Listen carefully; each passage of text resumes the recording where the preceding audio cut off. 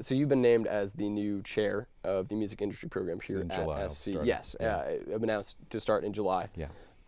What has your experience been like? I know you got a degree here. What was it like for you to come back and start teaching here? It was like returning back to college the first time. Yeah. I think there's something about that sense of wonder and the place and age where you are, somewhere between 18 and 22-ish kinds of things, 17, 22, where you are in a discovery path and you see the possibilities of what could happen and haven't experienced everything in life that could be the negative input of why that either won't work or shouldn't work or you could get jaded about it. Yeah. And I loved that. I was in that place before, and I remember that sense of wonder as a musician, someone that's looking at their future in business and kinds of things. Yeah.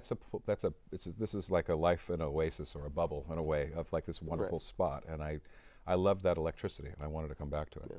So the coming back to school was actually, and what I do for my living, it has only a small piece in comparison to what we were just talking about up to this point. Sure.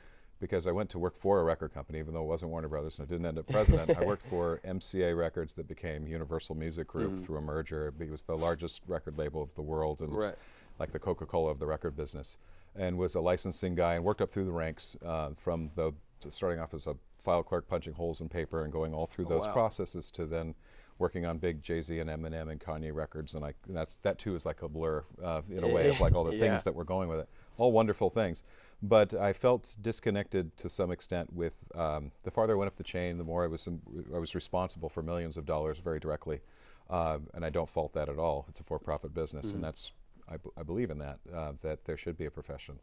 I started to feel personally disconnected with the kid that started off in the passion points and that kind of thing. And I wanted to be around a college environment again. So I came back to here as a student to do my master's and doctorate in music, going back to those original roots.